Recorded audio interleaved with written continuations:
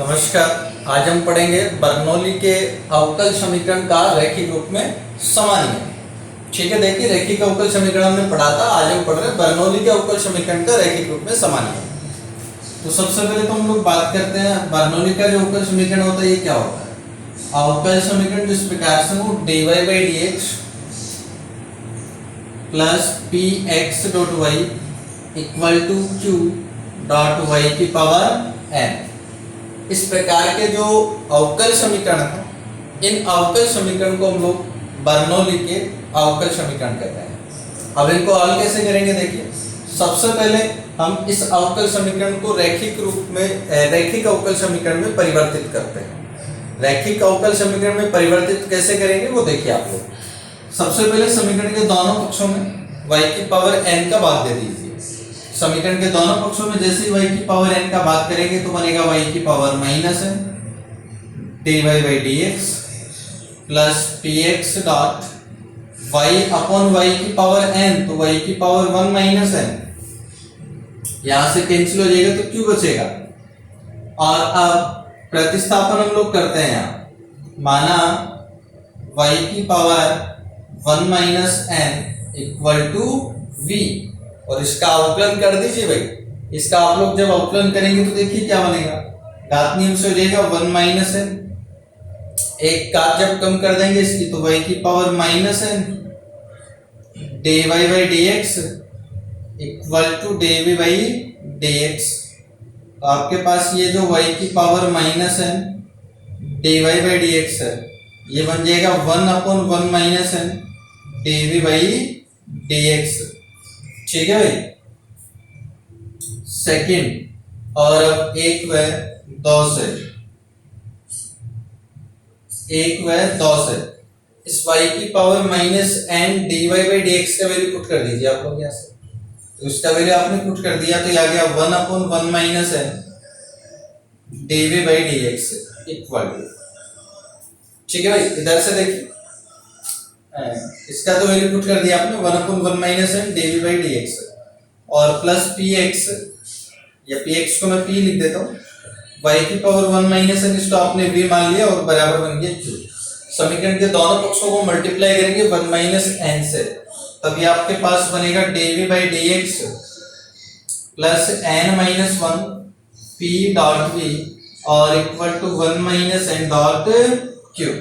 ठीक है, ये अपने पास में ये जो अवकल समीकरण आ गया ये आपके पास में बन गया v में रैखिक अवकल समीकरण। और रैखिक अवकल समीकरण को हल करना हम लोग जानते ही हैं, उसी प्रकार से इस अवकल समीकरण को आगे हम लोग हल कर देंगे। ठीक है, तो ये हो गया बर्नौली के अवकल समीकरण का रैखिक रूप में समानीय। अब एक एग्जाम्पल के द्वारा हम लोग इसको हल करके देखते हैं।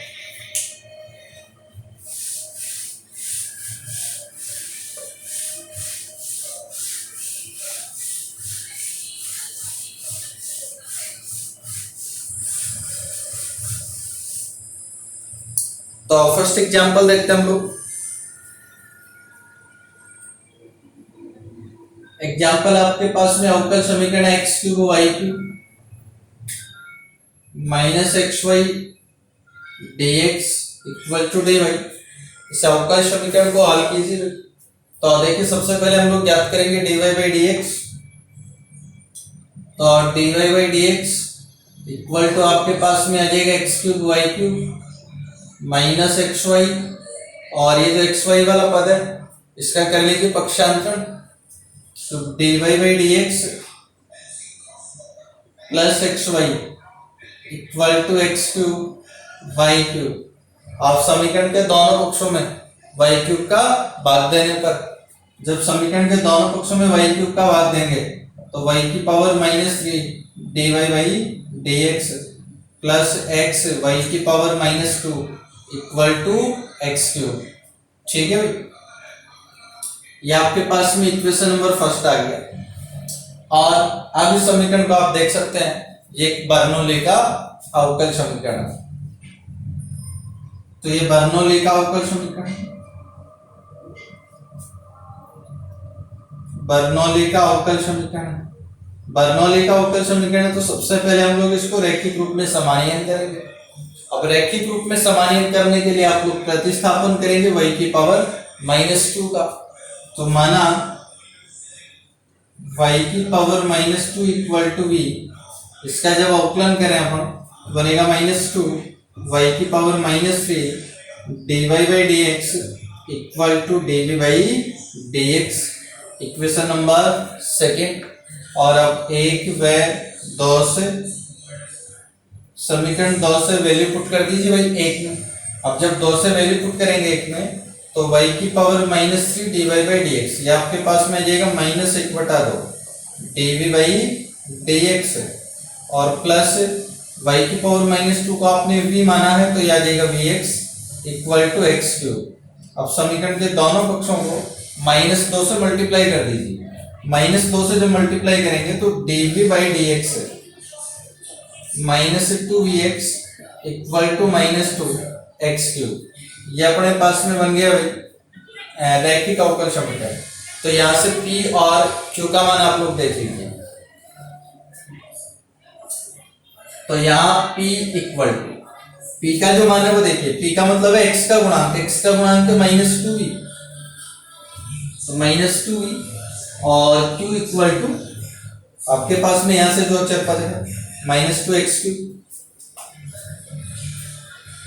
अब सबसे पहले ज्ञात करेंगे हम लोग IF, तो IF इक्वल टू e की power integration of p dx, e की पावर p का वैल्यू पुट कर दो -2v,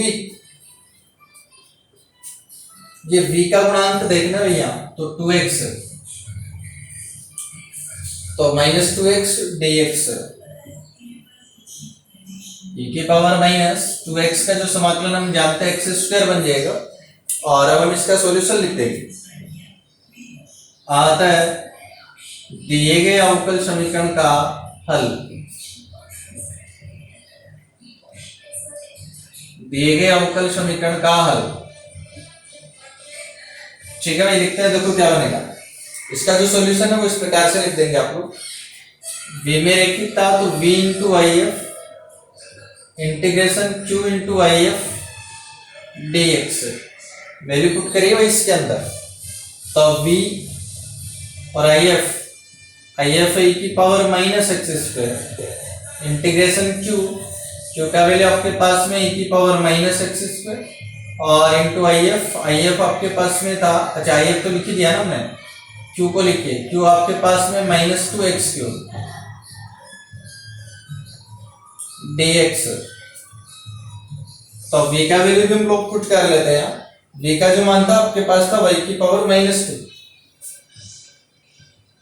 e की पावर -x² इक्वल टू, और अब देखिए यहां से समाकलन करने के लिए प्रतिस्थापन करेंगे हम लोग, और वो प्रतिस्थापन हम लोग इस प्रकार से कर लेते हैं।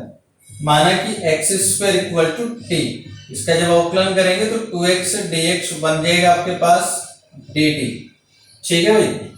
तो देखिए v और v का भी वैल्यू पुट कर दिया मैंने, y की पावर -2 e की पावर -x², तो e की पावर -x² को हमने t मान लिया, इंटीग्रेशन e की पावर -x² को हमने t मान लिया, और इसमें देखो -2x³ में ये तो मैंने माइनस लिख दिया है यहाँ।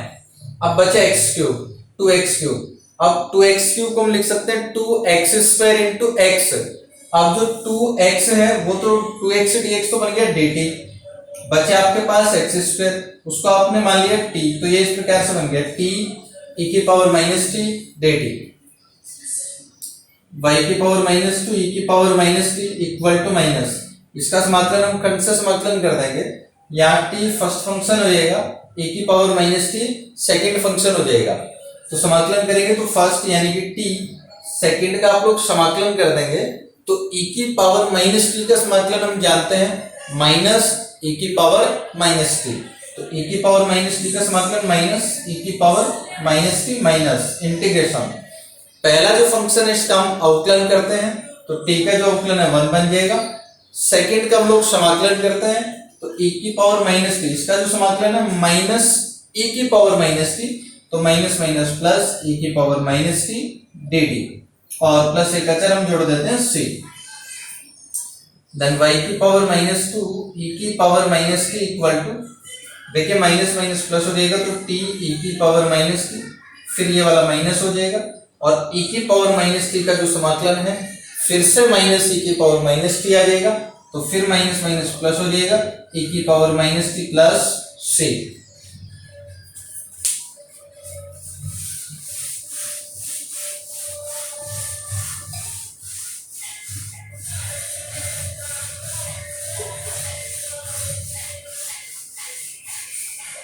ठीक है भाई। अब समीकरण के दोनों पक्षों में हम लोग e की पावर माइनस टी का बात करेंगे।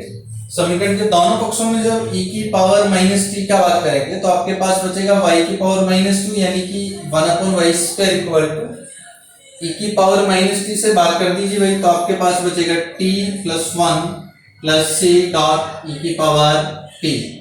ठीक है भाई, ये अपने पास में आ गया, और t का वैल्यू पुट कर दो इसके अंदर। t का वैल्यू आपको पता है x²,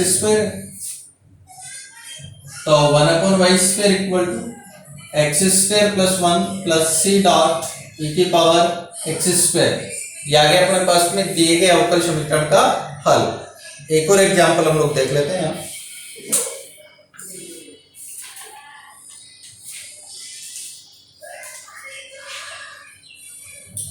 तो सेकंड एग्जांपल है dy by dx plus x sin 2y equal to x³ cos square y। अब इस अवकल समीकरण को हल करिए भाई, देखते हैं देखो क्या करेंगे आप लोग।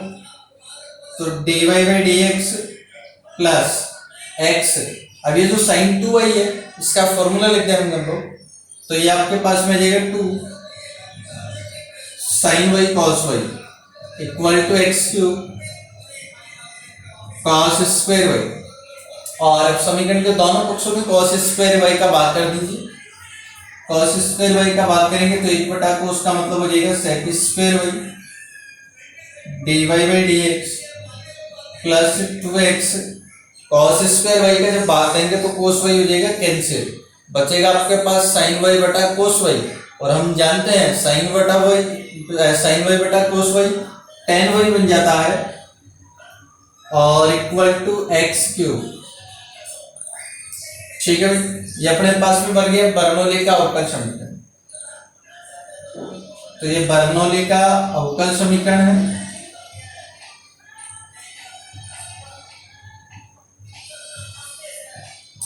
बर्नौली का अवकल समीकरण है। अब बर्नौली का अवकल समीकरण है तो ज्ञात करिए आप लोग p और q का मान। तो यहाँ प्रतिस्थापन करेंगे हम। सबसे पहले इसको रैखिक में समानीन करेंगे। रैखिक में समानीन करने के लिए हम प्रतिस्थापन करेंगे tan y का, माना tan y equal to v, तो अवकलन जब इसका करें तो आ जाएगा sec square y dy by dx equal to dy by dx second, और अब 1/2 से समीकरण 2 से वैल्यू पुट करिए 1 में,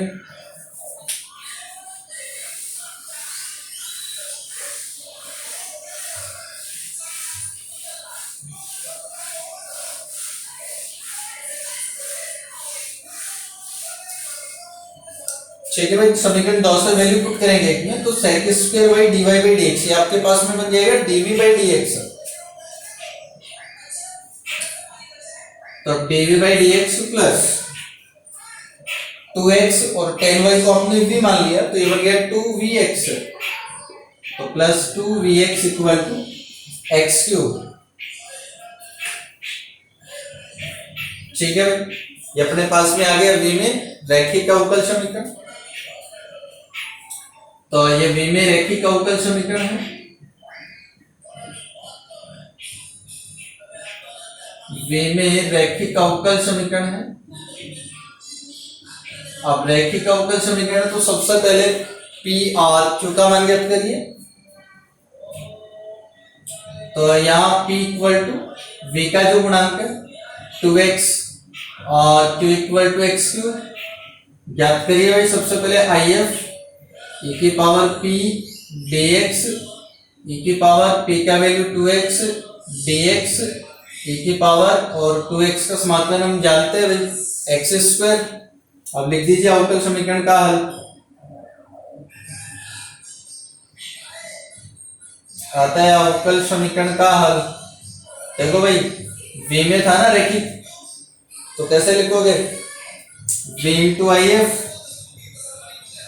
equal to integration into I F dx, value put कर दो इसके अंदर, तो v का वैल्यू भी पुट कर देते हैं। v किसको लिया था हमने, 10y को, और आई एफ आई है e की पावर एक्स स्क्वायर, तो e की power X square dot 10y equal to integration Q आ गया आपके पास में एक्स क्यूब, और आई एफ है e की पावर एक्स स्क्वायर dx। कर दो भाई समाकलन, प्रतिस्थापन कर लेंगे फिर से। माना x square equal to T,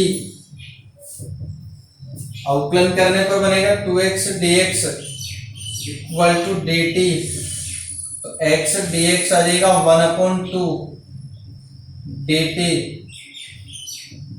तो देखिए e की पावर एक्स स्क्वायर को आपने t मान लिया dot 10y integration x cube को हम लिखेंगे एक्स स्क्वायर इंटू एक्स, तो एक्स स्क्वायर को आपने मान लिया t, और जो